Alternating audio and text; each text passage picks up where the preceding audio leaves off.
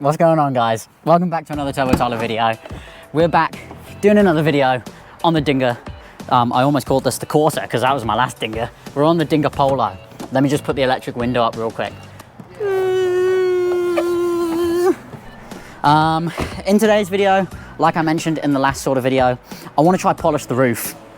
I think this car will turn out pretty well if we go ahead and give the roof a good polish, because if we have a look at the roof, come around this side, this is what the roof's currently looking like, right? So it's extremely sun faded. A lot of cars in New Zealand suffer with this issue. If you guys remember when I first bought the Focus, it was the same thing. The sun here is just real harsh and it just burns through paint. I will do cut and polish on the rest of the car if I have chance. The weather isn't really looking on our side today. It is looking a little bit grim.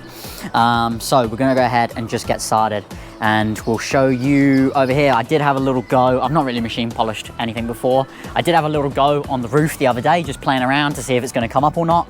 And look at that, nice little patch there. And I did another patch over here sort of thing of what the roof's gonna look like, fingers crossed, if this polish works. So we're gonna do one of those 50-50 tape lines. We'll put a tape line down the middle and we'll do this side and then leave that side and do sort of like a before and after so you can see if the roof has turned out any better. So we'll grab the gear out, show you what sort of compounds we're using and just get straight into it.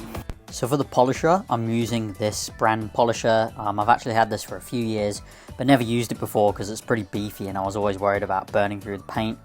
I got a few polishing pads and for the cutting, I ended up using the Meguiar's Ultimate Cutting Compound. And then polishing afterwards, I hit it with some Auto Glim Super Resin Polish.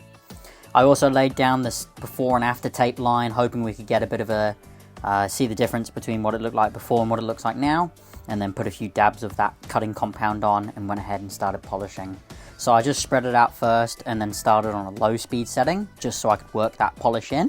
And then once I had sort of an even coating, I turned the polisher up to a higher speed setting and went ahead and properly polished it in.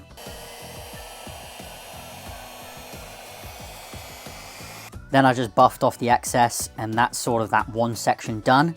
Me and Robert ended up repeating the process along this whole section of the roof. We went over it a few times just to get a good cut. Alright guys, so we're almost finished with the cut on this side of the car.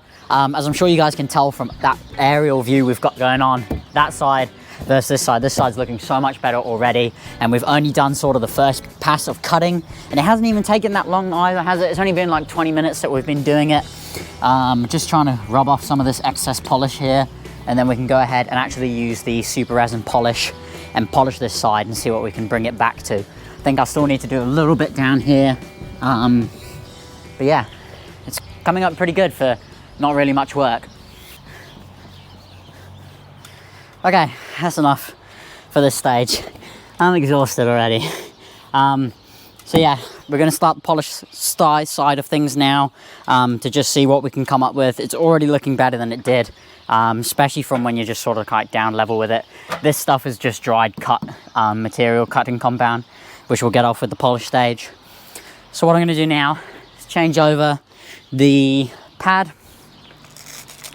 So we're going to swap out this sort of cutting compound pad for a foamer polishing pad, which actually is the right size for this, and then use some of this Super Glim polish.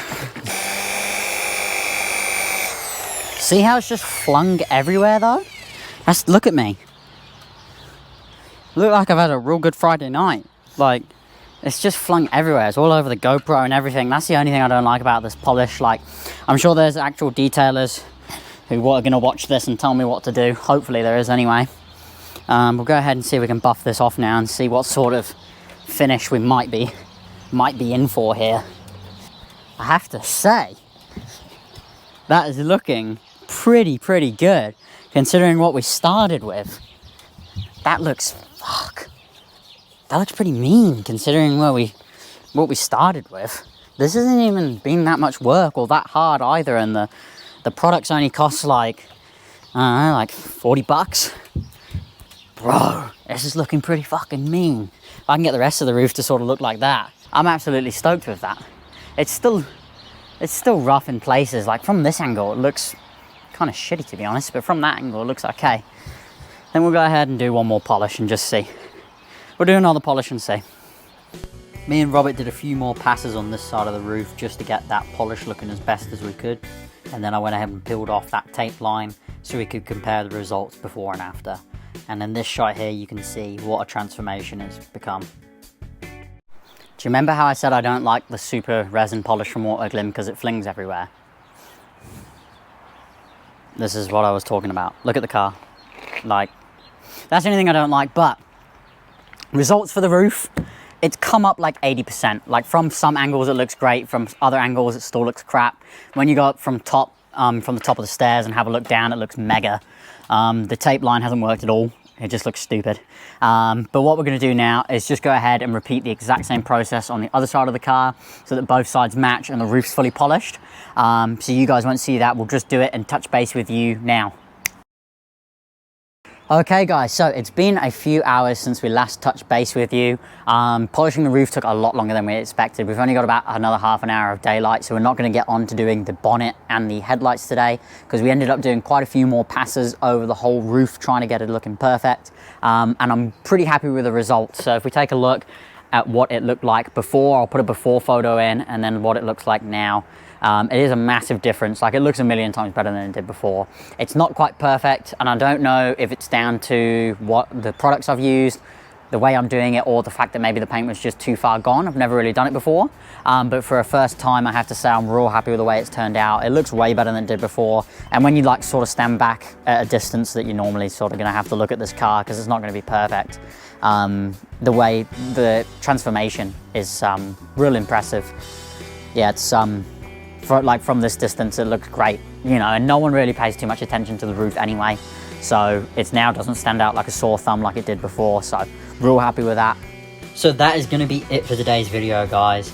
It's been a real big transformation. The car looks so much better now. The roof was one of the things that really let the car down, as well as the spoiler, but we're going to be painting that spoiler in a video coming up very soon. Hopefully you guys enjoyed this one. Make sure you like, comment, subscribe, all that good stuff, and I'll see you in the next Polo video.